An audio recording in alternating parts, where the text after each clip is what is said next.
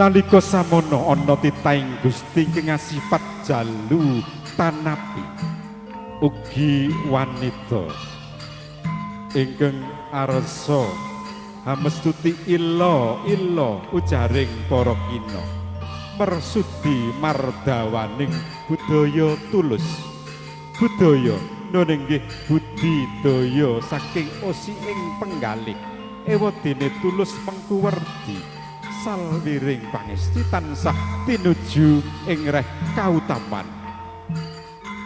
wus dumugi wahyaning mangsa kala dumawaing kodrat awit saking panguwasaning Gusti ingkang murba ing rat pangging pengantin kekalih kusumaring ayu Ita Kusmiati dalasan Abagus Wahyu Satria Putra kawis tinggal Siatmojo pengantin putri sampun dumugi unggan ingkang tinuju inggih sasana panggih kawis tara pengantin kakung Abagus Wahyu Satria Putra tumuju ing sasana panggih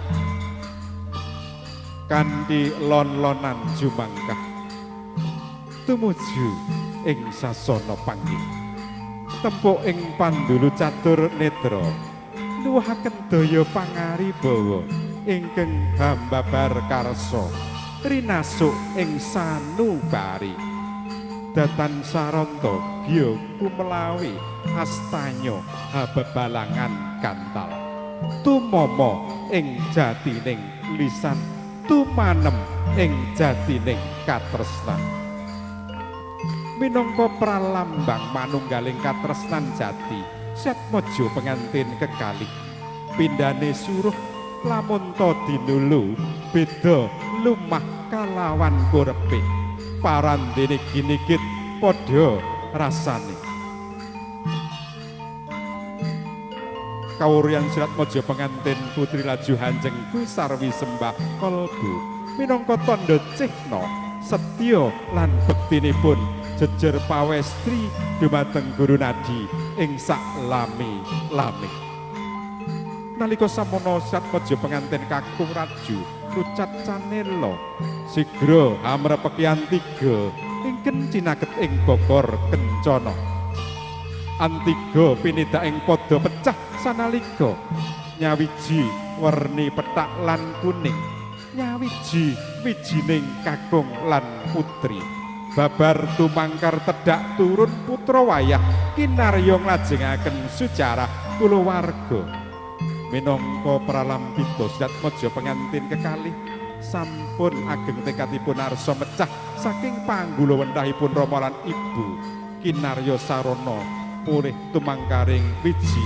lestarining tumuwuh tanggap ing saspita pengantin putri sampun amiji ampeanipun ingkang raka karwa tata lair amiji sajroning batos hangi cali salwiring sukerta hangi cali sawab sawan samarga mugia lelampahan kirang prayogi sampun kawuri musna den wiji kantun watak budi rahayu kinarya sarana hanggayuh kamulyaning gesang bebraya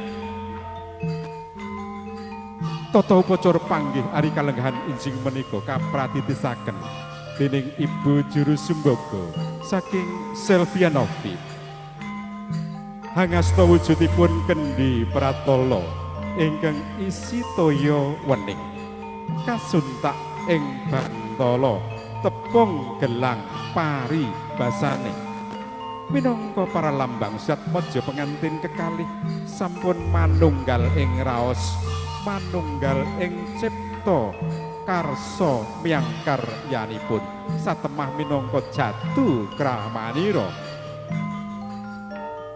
ugi angasta wujudipun panjang ilang utawi iker Siatmojo pengantin kekalih sampun kineker ing talining akrami mila makaten Siatmojo pengantin kekalih mugi tansah meper sedaya hawa lan nafsu nuwun inggih amarah aluwamah supiyah lan mutmainah.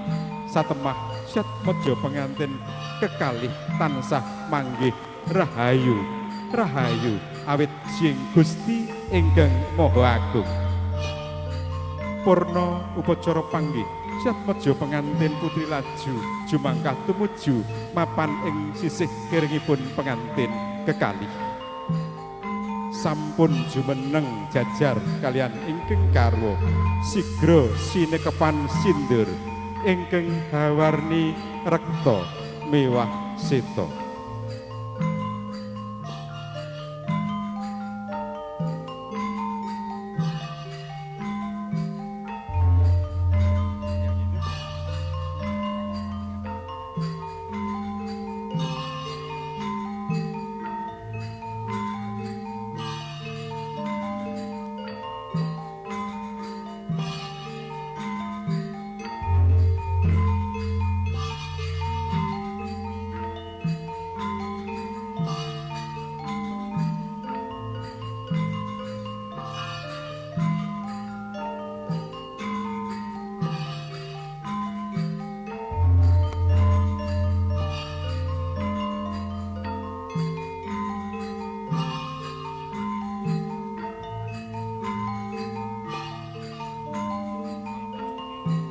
Kanthi lon-lonan nun inggih ingkang paman nyun Pak Put Sunti kepareng hangandi Syat Mojo pengantin kekalih tumuju ing sasana rinengga minangka pratandha jejer tiyang sepuh asung patuladan kunjuk dumateng ingkang putra pinanganten kekalih mugi tansah suka hanengenaken ing reh pangati-ati.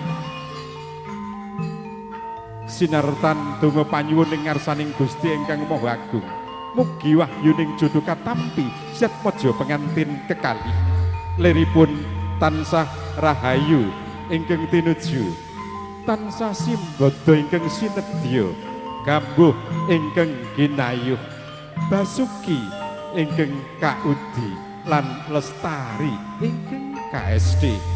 Mohon kepada anak-anakku yang membawa kembar mayang ditukar sang manggolo, ditukar kepada Putri Dumas, kemudian nanti dinaikkan di atas tarup dengan penuh rata hati-hati, jangan sampai jatuh, pelan-pelan.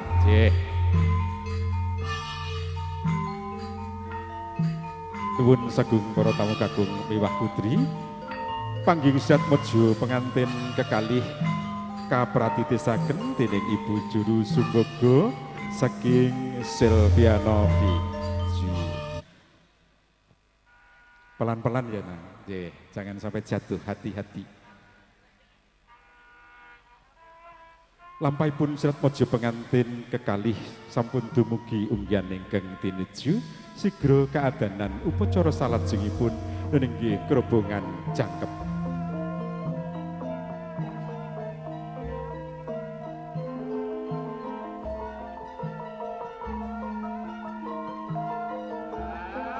Leng-lenging driya mangu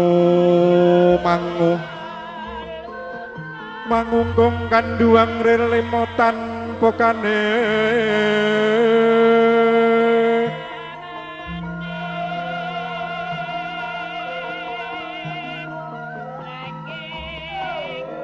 upacara kerobongan jangkep ing mangke badhe kapurwakan kanthi bobot timbang.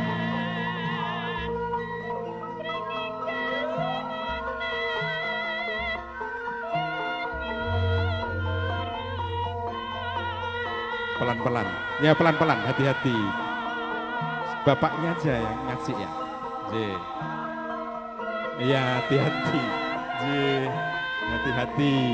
Tidak sampai. Kok kayak malah seperti lomba Agustusan ya? Betul. Ya, alhamdulillah. Matur nuwun, Pak. Matur nuwun.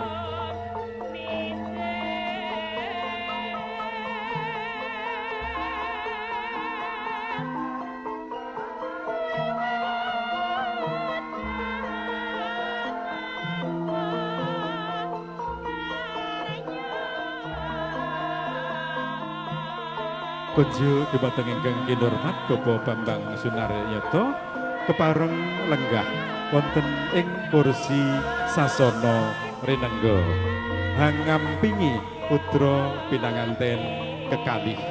Sumangga rahayuning sedaya kula dherekaken.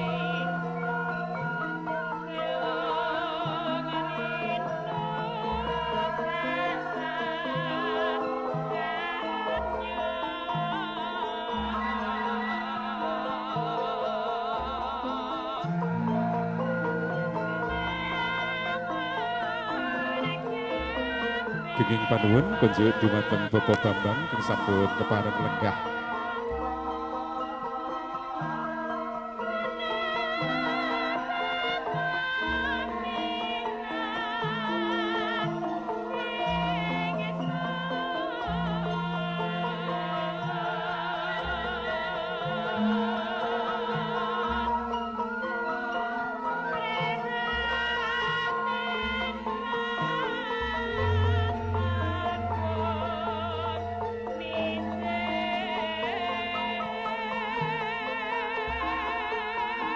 Upacara bobot timbang hamur wakani tumacang kogongan jangkep kawistara bepodaman kepareng lenggah ing kursi sasana rinengga hamangku putra pinanganten kekalih penganten kakung kapangku ing jengku sisih tengene wedine penganten putri kapangku ing jengku sisih kering minangka pralambang ing mangke bapa daman sekalian Ibu Rati kepareng hanggula wentahan hangrengkuh putra pinanganten kekalih sinaosa ingkang sawiji putra pribadi sang sajuga putra mantu boten badhe kabeda-bedakaken boten badhe kaemban cindhe emban siladan sedaya kaanggep sami putra pribadi. Salajengipun upacara tanem jero astanipun Bapak Daman karangkulaken ing pamidangan pengantin kekalih sigra kalenggahaken ing kursi sasana adi mulya sampun kasembadan lenggah jajar kaliyan ingkang karwa kusumaning ayu Ita Kusmiati dalasan Abagus Wahyu Satria Putra sinengkaaken ing ngaluhur kawisuda Lamunta Cinandra Kadya Raja Sadina Ratu Sadalu. Salajengipun putra pinanganten kekalih angadani upacara kacar kucur tampa guna kaya tuna sathak badhi sanak biyen wong liya saiki dadi sedulur mugia rejekine Zat Maja pengantin kekalih tansah mancur Zat Maja pengantin kekalih tuhu loro ning tunggal ing aloro ingkang sawiji jejer pawestri ing sajiga jejer priya hanggadai jejibahan sowang-sowang putra pinanganten kakung Abagus Wahyu Satria Putra anggadai jejibahan paring guna kaskaya tumanduk ingkang karwa semanten ugi kusumaning ayu Ita Kusmiati anggadai jejibahan nampi peparingipun ingkang karwa pinundelan kanthi sing sepadet datan wonten ingkang cicir minangka pratandha cihna ing mangke pengantin putri tansah gemi nastiti lan kebak ing pangati-ati murih raharjaning kulawarga ingkang arsa den lampahi Zat Maja pengantin sarimbit. Sawetawis peparingipun ingkang raka garwa katitipaken minangka tandha cihna bektinipun jejer putra dumateng Rama lan Ibu.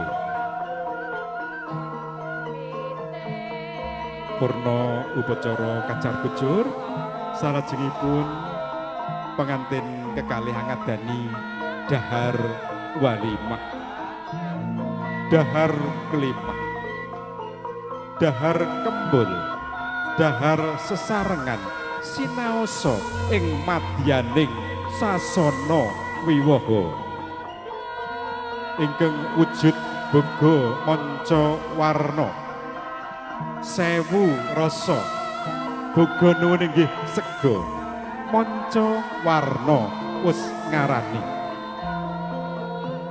Jatmadya pengantin kekalih sampun gilig gumolong ing tekad arsa mangun brayat lelumban ing madyaning bebrayan agung ing mangke tartamtu bagi prangguli kawontenan maneka warni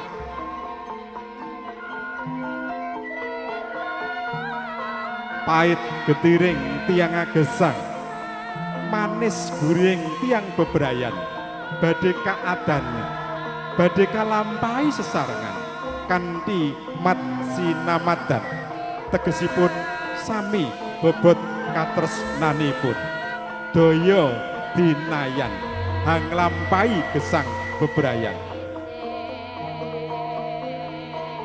bebasan saiyek saeko proyo saiyek saeko kapti sabaya popo sabaya mulya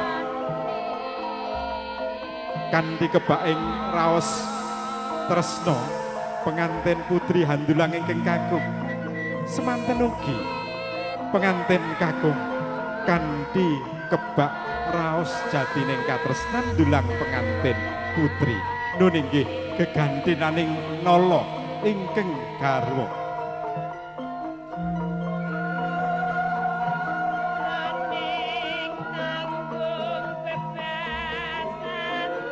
Toto cara pengantin ugi kapratisakaken dening juru foto saking Zone Motion Studio. Salajengipun Jatmadya pengantin kekalih pinaringan unjukan toya wening. Toya wening minangka pralambang pagesangan.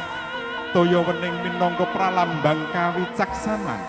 Mugi wiwit ari kalenggahan injing menika sak sampunipun hamba bilih badhe marak sowan ngabiyantara wonten ngarsanipun Rama lan Ibu boten dipun keparengaken ngasta wangkingan mila mekaten duwung kalolos langkung rumiyin sigra rucat canela hagegantiran asta pengantin sarimbit tumuju wonten ngarsanipun Ibu Rati dalasan Bapa Damar